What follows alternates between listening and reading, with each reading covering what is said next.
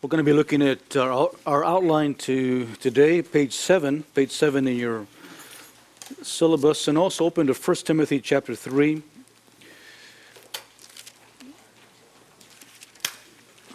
When we talk about leadership, we look at leadership in three dimensions. First of all, just the oversight of the entire thing called the church. And your class on ecclesiology covered much of what the church is about. We'll spend much of our PM 712 class discussing about the entire work of the church and your role into that. The second part of ministry has to do with character, the leader that you are, and the qualifications for leadership have a lot to do with character. Reading through Sanders' book, obviously the emphasis was on the person that you are. Going to lead by modeling, and what you are then is going to make a big impact in the lives of people. The third dimension is ability. You're being able to teach the word, preach the word, exhort, reclaim, defend the faith, lead people to Christ, all those that have to do with your ableness in ministry. For the next few weeks, we're going to spend some time just going through some of the qualifications of leadership found in 1 Timothy chapter 3 and Titus chapter 1. Just to encourage our hearts that we would be the men God would like us to be. It is part of our training for us to be working on these various attributes of godliness. None of us have arrived. We're all working at this thing. But especially as seminarians, one of your ambitions should be to go ahead and take this list and become the man that God wants you to be.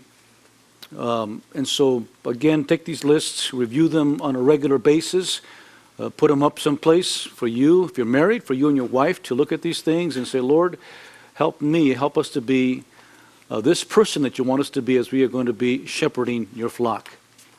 So chapter 3 of 1 Timothy, we notice that it says, it is a trustworthy statement. If any man aspires to the office of overseers, a fine work he desires to do. We spent some time last week talking about that. An overseer then must be above reproach. And then he begins to list all the different characteristics or qualities that an overseer must have. Not that he should have, but that he must have. Notice that. Not that he should have, but that he must have. Must be above reproach. It begins by saying, first of all, the husband of one wife, and then temperate, prudent, respectable, hospitable, able to teach, etc. So we'll take some of these in order. First of all, the idea of the husband of one wife, and then secondly, that how to govern his own children. And so we begin by talking about, first of all, the leader's wife, the leader and his wife. You as a husband.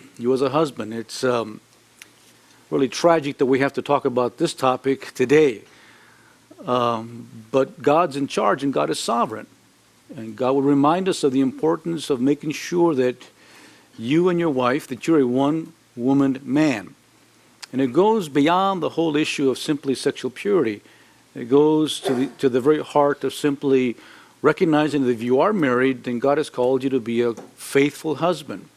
To love your wife, to be a good husband to your wife. If you are single, we'll have some words along that line as well. But obviously purity in this area of sexual purity is a must. It is a must for all of us, married or single. There's some notes there in the explanation of this phrase. There are various views, and you can have them there for your notes. Obviously, the emphasis is obviously sexual purity, commitment to your wife, fidelity to your wife. You're married, your heart will belong to your wife, and that's the bottom line. If it's a character quality, it's loyalty, faithfulness, devotion to your wife, not only your body but also your heart and your mind. Let me make an observation. Secondly, that marriage is not a prerequisite for ministry. Okay, if you are married, it's expected that you be a one-woman man.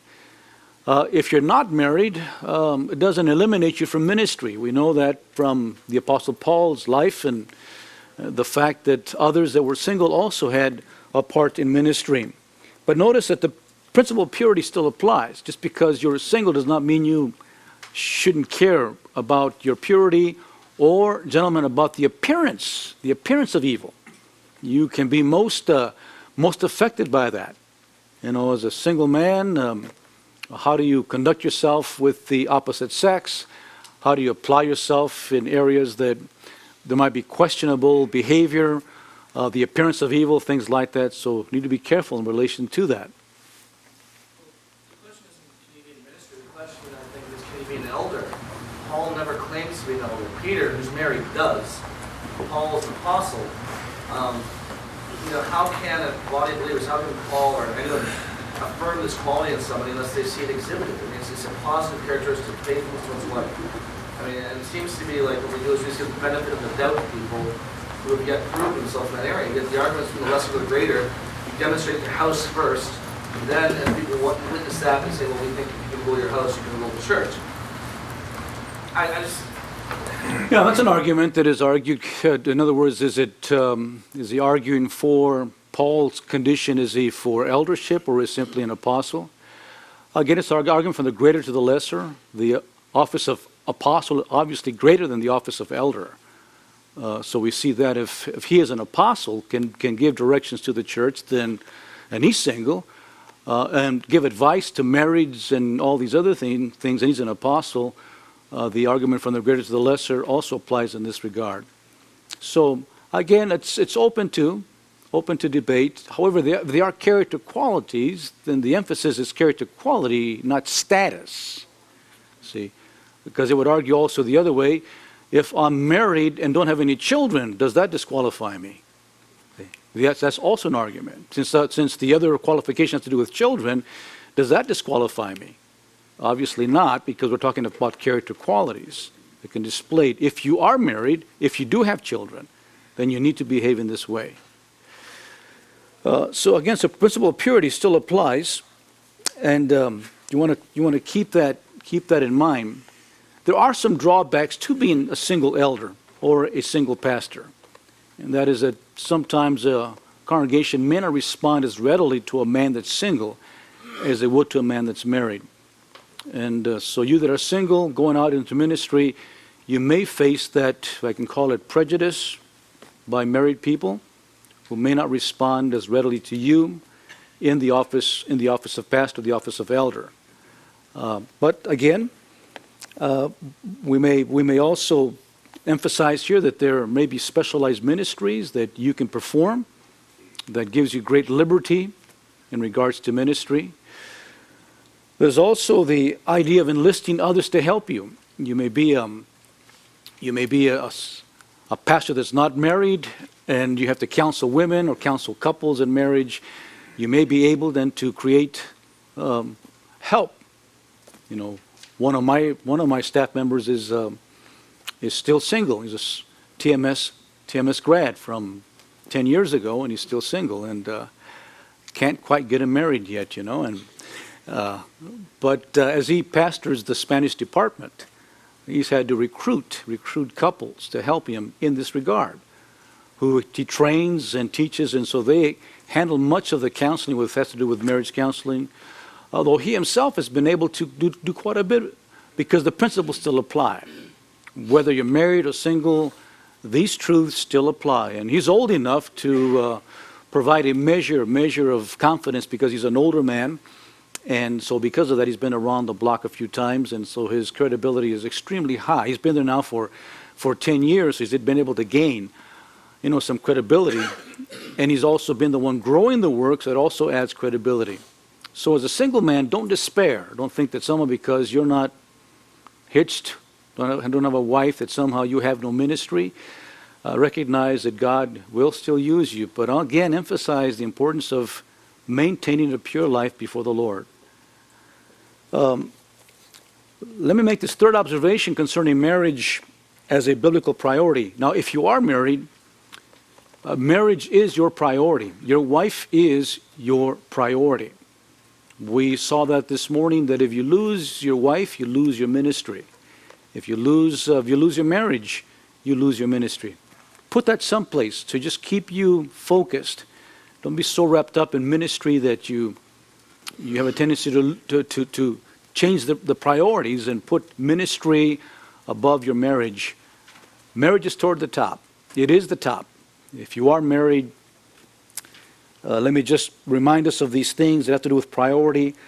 To love your wife, Ephesians 5:25. Husbands, love your wives just as what?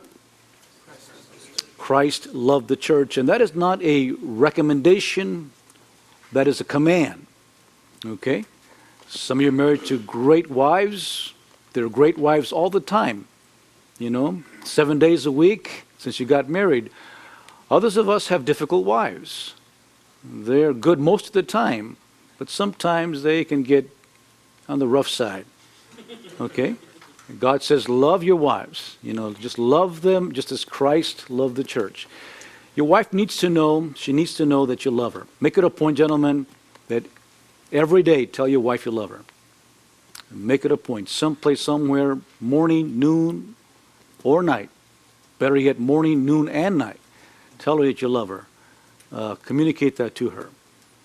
She needs to know beyond the shadow of a doubt that you love her. That's your command, to love your wife.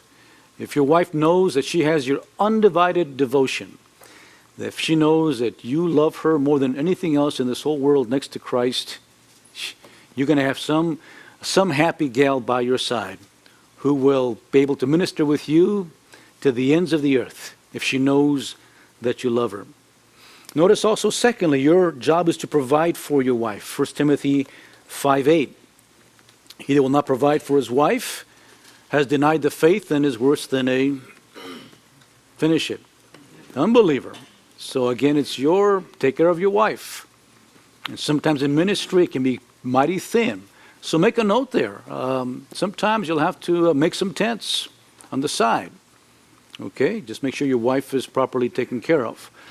We'll talk more about finances and things like that as the semester goes along, how we can make sure that your wife is adequately taken care of. As you think about ministry, prepare yourself for ministry as your candidate. You keep that in mind as you discuss with elder boards, search committees. Your job is to make sure that your wife is properly taken care of. You might have to work long hours. You're in seminary now. You might have to work some long hours to make sure that she is properly fed and properly housed. Number 3, honor your wife. 1 Peter 3:7 speaks about the fact that we should honor our wives. Interesting truth there, because your wife is really your sister in the Lord. One of the great things about marriage is that you get a chance to marry a sister in the Lord. She belongs to the Lord, and God has given you the privilege to marry one of his daughters. So make sure you elevate her to that perspective. In ministry sometimes, or in marriage, we may treat our wives almost like little slaves or like maids or somebody that's like beneath us. Friends, she is next to you. Grant her honor as a fellow heir of the grace of life. Always address her as a sister in the Lord. For example, sometimes a brother may, are you married? You may treat your wife one way, and then all of a sudden you go to church and you see a sister in the Lord, and now you treat her with great reverence, with great respect. You talk to her kindly, and your wife is listening to you. Says, look at this hypocrite. He's been scolding me all the way to church and talking mean to me and demeaning me. Then he comes to church and he talks to the sisters better than he talks to me. Never happened that way. She is your sister in the Lord, and don't ever forget that. God has given you the privilege and the honor of dating one of his daughters and then marrying one of his daughters. And when you get to heaven, she will not be your wife. It'll be a sad day in heaven when she tells the whole world how bad you were to her when she was your wife. I don't think it'll happen, but look at D. Fourthly, be sure and lead your wife. Lead your wife. 1 Corinthians 11:2 and following, and also for Ephesians 5:21 and following. Gentlemen, You're the head of your home. Okay, you've been given the headship. And so you need to keep that in mind, that you are the head of your home. You might have to talk to your wife about that. There's always a struggle in some homes where the wife is the one that wears the pants. A class about this size, there may be at least one of us in our midst where the wife calls the shots. And then a wife can be very manipulating and very controlling. Very controlling. So you work that out, because you'll never make it in ministry if you are not the head of your home. Okay, God has given you that responsibility. Go have a long talk with your wife about it, if she's like that. Go through the text, go through the scriptures, etc. Because you need to really understand that God has made you the head. It's a biblical position that God has given to you. And so be sure and address that. Number 5, be sure and commit yourself to your wife. Matthew 19:3. A devotion, commitment in marriage, loyalty. Be loyal to your wife in every regard. Make sure she understands and you understand that she is your wife until death do you what? Part. And that you'll never leave her or forsake her. She needs to know that. She needs to know that. Number 6 there, minister to your wife. 1 Corinthians 7:3. The context there is obviously sexually. Minister to your wife sexually. That is your due. That is your obligation. And it's the issue of ministering to your wife, and I think it's a broader than just sexually. Be sure it's spiritually, etc. Gentlemen, she is your first disciple. Your first disciple. What your wife is 5 or 6 or 5 or 10 years from now, it's because you made her that. If 10 years from now your wife is a wreck, it's because you cannot disciple anybody. Okay, your wife is your first disciple. She is a reflection of your ability to impress others with the gospel of Christ and with the likeness of Christ. She is your primary disciple. And so in these 3 or 4 years that you're in seminary, you ought to see her be growing. You ought to see growth in her life. If there is no growth in her life, we have a problem. We have a problem. So look at her as your first disciple. Include her in these things. We don't mind if you bring her to class. We don't mind, but think about her as growing in the Lord. She is your first disciple. Make sure that she is being fed, that she has her quiet time, that she's growing in Christ. Make sure that in her attitude, that she's growing in her devotion for Christ. We've seen it sometimes. We begin level, and before you know it, the man is totally outranked his wife. He forgets about her entire spiritual life. He's focused on his own ministry, his own studies, his own thing, and the wife is just neglected. And you wonder why. Later on, they just bail out. They don't have the spiritual depth they should be having. They don't have the knowledge they should be having, and before you know it, they jump ship.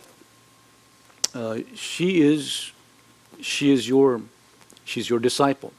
So make sure that she is the one you minister. You pray for her, you pray with her, etc. That she's growing with you, growing with you. And then the last point, number 7 there. Be sure and assist your wife. 1 Peter 3:7 talked about her as the weaker vessel. She's weaker, not mentally. In some of our cases, we have wives that are sharper than we are. She's not weaker spiritually, obviously not, but she is really weaker physically. So give her a hand. Give her a hand. Some of you guys have 3, 4, 5, 7, 10 kids. Give her a hand with the kids. Make sure that you're there helping her out. How about doing some things around the house? How about relieving her every now and then? Realize that you are, so make that part of your, thing before God, that she looks at you and she finds a man that is really there to help her. Gentlemen, again, she's your wife, she's your first love, focus on her.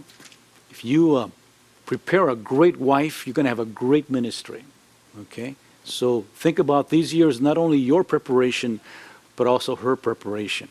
Encourage you to be a part of Sem Wives. You know, you stay home and watch the kids, have her come, do things like that, buy her books, share stuff that you've learned in seminary here, go home, spend time with her. You know, keep her in the loop.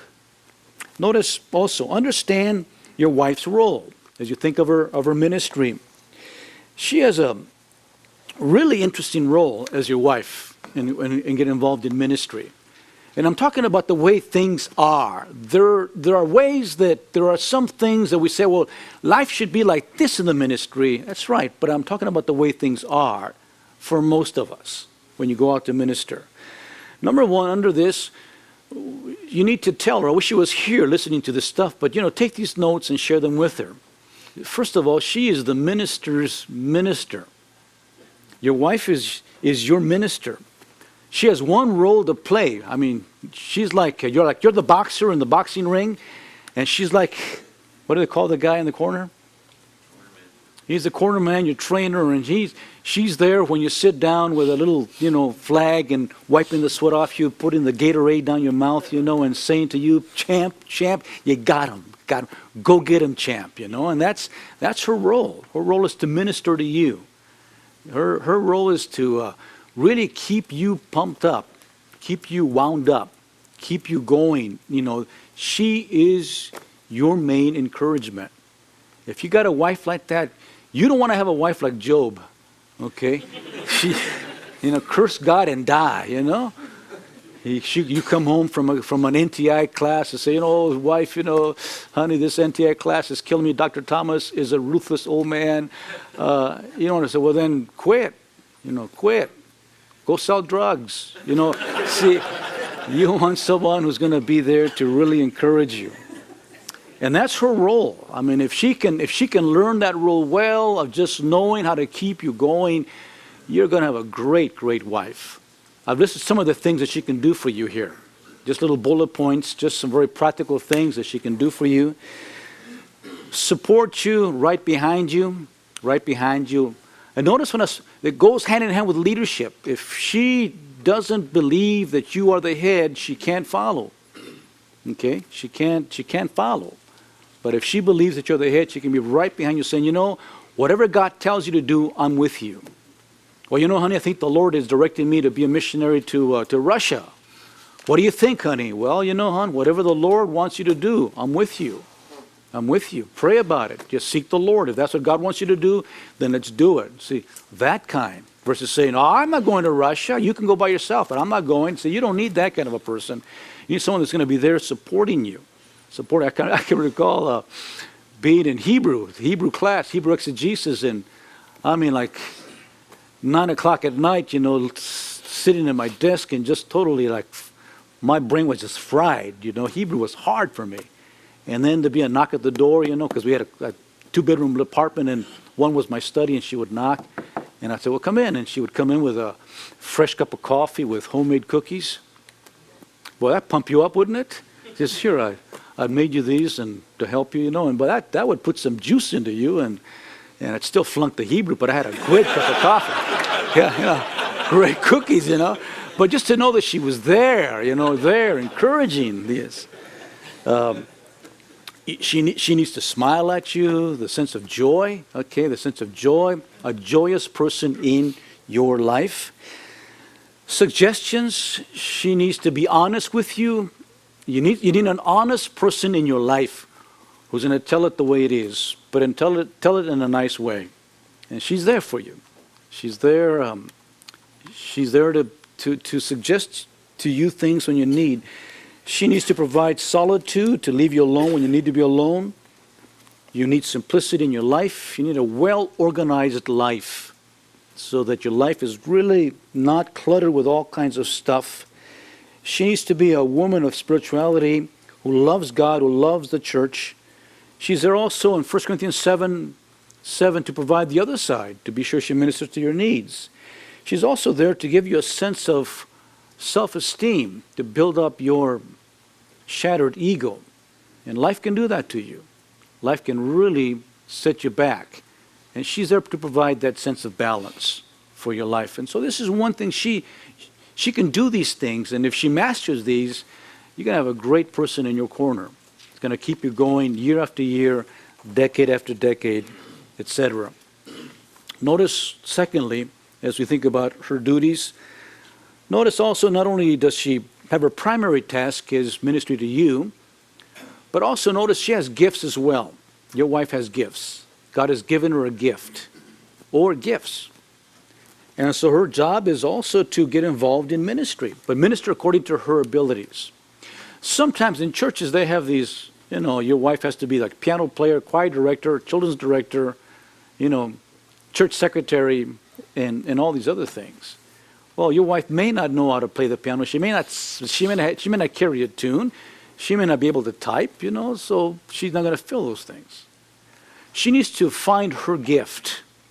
And part of your job is to help her find that gift that she has, and then help her find ministry. See, you and I feel fulfilled in doing the thing that God has called us to, right? Now, there's your wife who's going to join you for the long haul. Well, see, she's also a child of God, and she has gifts, and she's got to feel the same way. She's got to feel that she's involved in church doing the things she loves to do. See? Not necessarily just, just be in the nursery. We have 3 kids, so be in the nursery. That's your ministry, the nursery. She may say, well, that's not my gift. My gift is in other areas. And so help her find her gift, and then put her, liberate her so she can be involved in those areas of ministry. If your gal has the gift of teaching, then free her up to do those things. If she has a gift of leadership, she can administrate or head some department, free her up for that as well. If her gift is service, then again, help her discover that. And free her up. I always tell my wife, listen, honey, you do what you want to do in church. So you know what? I can't play the piano. Well, don't play the piano. Just do whatever you feel you want to do, and that's your involvement. And so she does that. She's been able to do what she is most gifted at. And boy, that's a real spark in her life, because then she looks forward to, week after week. She's been teaching now for the last 15 years the single women's class in our church. That's what she does. The wives, widows, wives whose husbands aren't believers, and single ladies. So she's her 15th year now. And she's really good at that. And she thrives on that. She really pursues that. And that's what I want her to feel. I want her to, honey, I want you to feel the same joy that I feel when I do ministry. And you can do the same thing. So again, she has gifts, so make sure she utilizes these gifts. Fellows, what you don't want to do is just keep your wife at home watching the kids. That's okay for a little while. But in the long haul, that would be extremely frustrating for this very talented gal that God has given you to be your wife. Help her find her gift, and then set her free. And be sacrificial like she is with you when it comes to ministry. We sometimes don't want to be that way. Other day, she had an outing with her ladies. They went to some play down in L.A. someplace, Christian thing. And so she said, I have this appointment. We made this outing. And she usually makes them when I'm not around. Like when I take a trip, then we usually dovetail. And so I'm gone someplace, so she's gone someplace, So we kind of work it out. But this time it didn't work out that way. So I was home. And so she says, but you're going to be home? I says, yeah, I'm going to be home. Well, I don't want to go. I says, well, it's up to you. You need to go. And she says, no, well, tell me not to go. I'm not going to tell you not to go. You need to go, and you need to do what you need to do. And so she left me.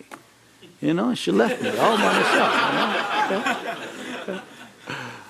But I want her to feel that, I felt good about that. I wanted her to go, and that I'd be okay, and I had things to do, things to watch, and football games to watch, and things like that. So we're okay. But I want her to feel that, just because we're not together, that somehow she's not being faithful. She is being faithful. That's part of her ministry.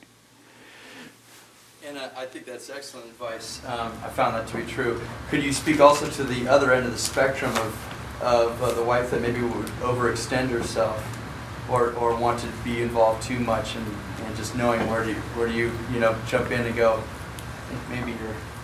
Yeah, as a husband, you need to also watch that your wife doesn't get overextended. And by your leadership, you're able to say to her, honey, I think you're a little bit overextended here. So let's maybe cut off a few things, examine this. I think you're able to help her along this line so she doesn't get burned out, just trying to be faithful to every demand that's made on her. Eventually, she'll seesaw back and forth, and then she'll find that area of ministry where she feels most comfortable.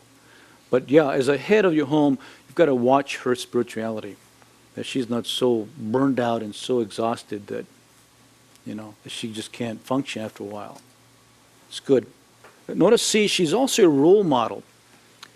Again, just because she sees your wife and you're the pastor, people look at her as an example to model. And so it's important that she understand that. You just can't say, you know what, I'm not going to be anybody's role model, I'm going to be me. You say, honey, it's too late for that. It's too late for that. That's part of that comes with the territory. You are going to be somebody's role model, so accept it and don't forget it. Don't forget it. It's important. The way she dresses, what she does, all of that is important. Just her going to church is important. Okay? Just her being there, just the way she listens to you, to your sermon is important. If you're preaching away and she's looking down and won't look up at you, and you crack a joke and she doesn't laugh, you follow me? They're saying, what's going on here, This gal is by her body language giving us the opposite thing. So she's a role model. People are going to watch the way she carries herself, the way she dresses, the way she talks, the way everything. And she wants to provide an example, and so she can't forget that. Look at D. She is also what we call a second banana. She's a second banana. You got to help your wife with that. A second banana, and encourage her not to let it. Like you're the top banana. You're the top banana, and then there's your wife in the second banana. Okay, and sometimes the people can be really ruthless when it comes to the second banana. Okay, so you need to help her with that and help your people with that as well. For example, they'll call the house and she'll answer the phone and people will say, hi, can I talk to the pastor? Like she's the wife, and they're just totally classless, classless. Or it'll be you and your wife, and they'll come and say, hey, hi, pastor, how are you? Man, so good to see you. That was a great sermon today, and not even say a word to the wife. There's people like that are really just classless. And so your wife can really feel bad about that. So you need to just say, honey, there are just classless people in our church. And so I'll help you with that, okay? I'll help you with it. And so you try to help your wife by including you. Hi, and you say, I'd like you to meet my wife, see? Just pull your wife in close, I want you to meet my wife, and include her in. It's our ministry, see? Not my ministry. It's our ministry. And friends, sometimes we can get so into this thing, we forget about that. We forget about that. I've had, in the past, have seminarians come to our church and they do what I just did. Hey, professor, boy, man, good to see you. And the wife is there and the guy's classless. Instead of saying, hello, Mrs. Montoya, so good to see you. And and so you have the same problem because I had the same problem. I can recall honoring our board and forgetting my wife, asking all the elders and the deacons and their wives to come up and pastors to come up and their wives and then get home.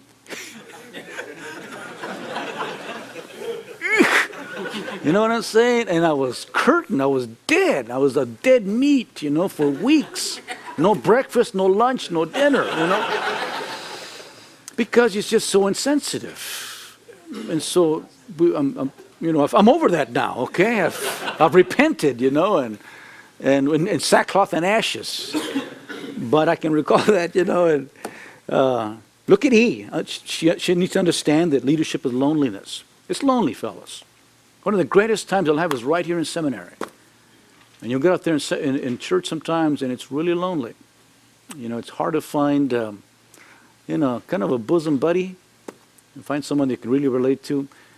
And sometimes the wife has the same problem. She can't just seem to connect. And when she does connect, sometimes it just doesn't work out. So watch that because it can be lonely, and so encourage her and help her in regards to that, because just keep her eye open. Leadership can be lonely. Look at the next one.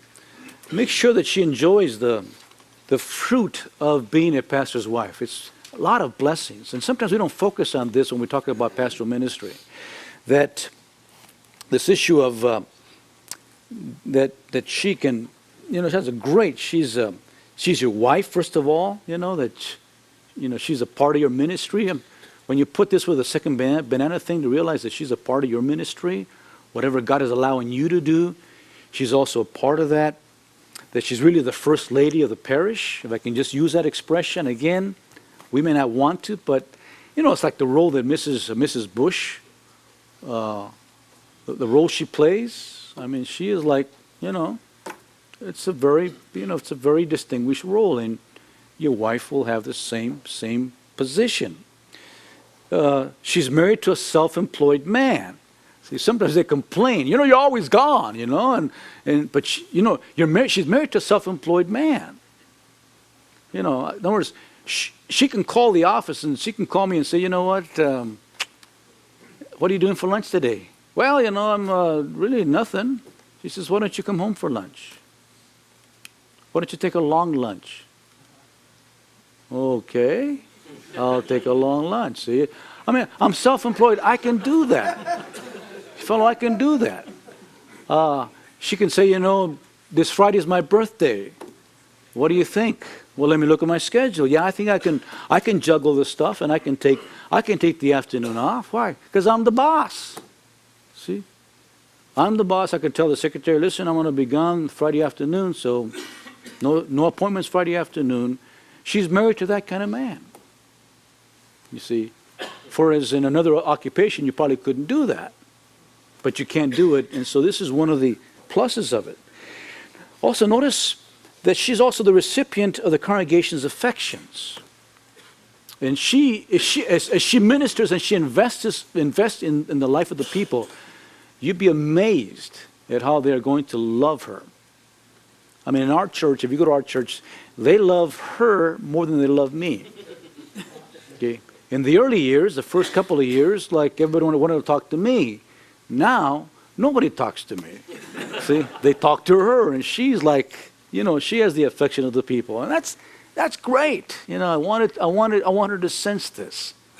I mean, she'll get cards from people, appreciations, etc. It's just a neat thing to be involved in people's lives. And then finally, she's a partner in ministry.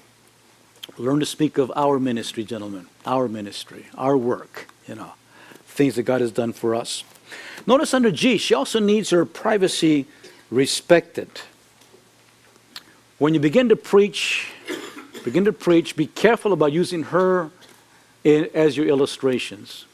Always ask for permission, or you're going to be dead, some night. Respect her privacy, respect her life, Understand that she has also a life to live. She needs special time with her family. She makes sure that she has time with the kids and with you. Okay, with you. So figure that one in. And again, remind her that she needs to make chapter 31 of Proverbs her goal in life. And so share with her these things, disciple her. God will bless you if you have a great wife. So again, part of your preparation for ministry is work on her life. Okay, make sure that she's also growing, that she's loving, that she's loving the ministry, that she's loving what you do, that she's excited about the things that you're involved in. And once that happens and you gel together, man, it's going to be great stuff. Seminarians. What about if you're a single seminarian? What about you? I thought I'd give you some thoughts for you. Who's not married? Raise your hand, you're not married. And don't plan to stay single.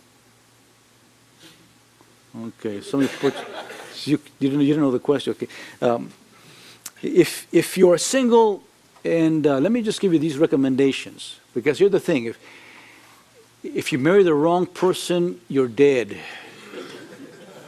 Okay? If you panic and get tied up with the wrong person, imagine all these hours and hours and thousands of dollars you poured into the school, and then you go up and marry the wrong person. It's all like wasted.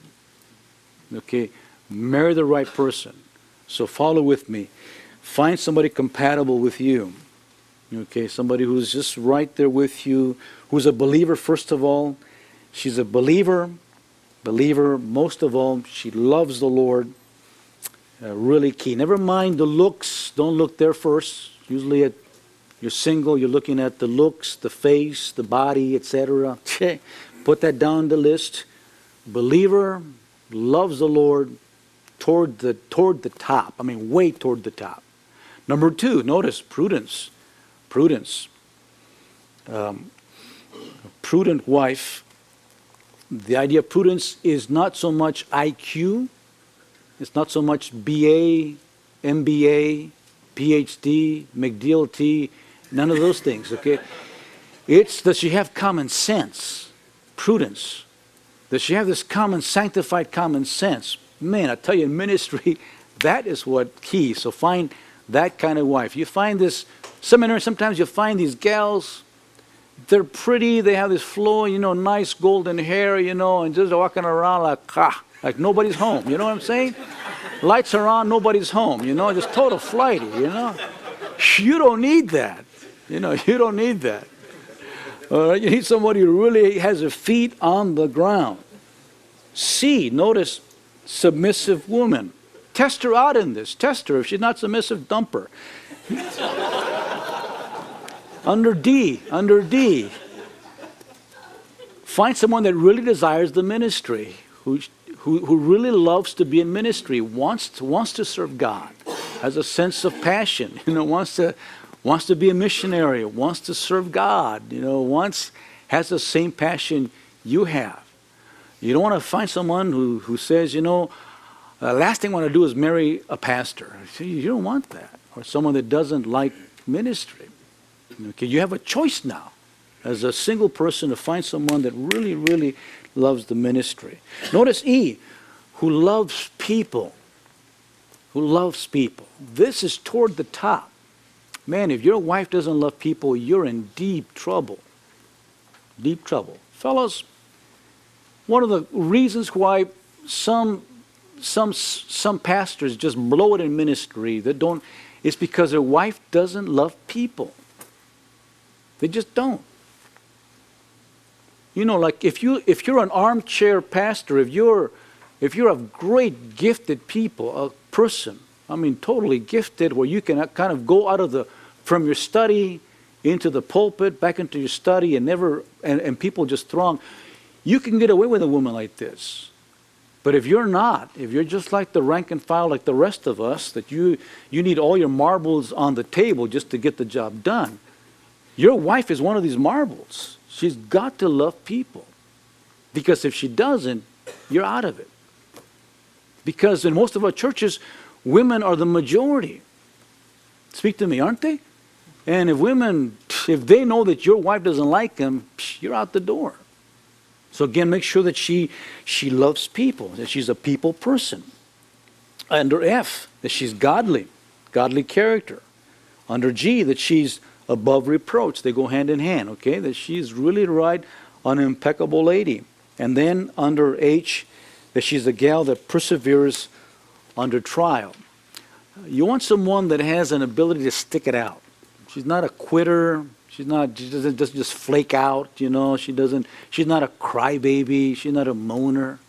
You know what I'm saying? You want to have someone like that alongside. So as a single person, you don't want someone that you have to baby, You don't want someone that you've always got to baby and baby and baby and baby. Oh, I don't like your car. And I don't like the food. I didn't like the restaurant you took me to. And I don't like the way you dress. And I hate traffic, Get out of the car and walk home. You had a question over here. When you say about reproach, it also includes women who are divorced. It's, if I don't know your position on divorce, okay?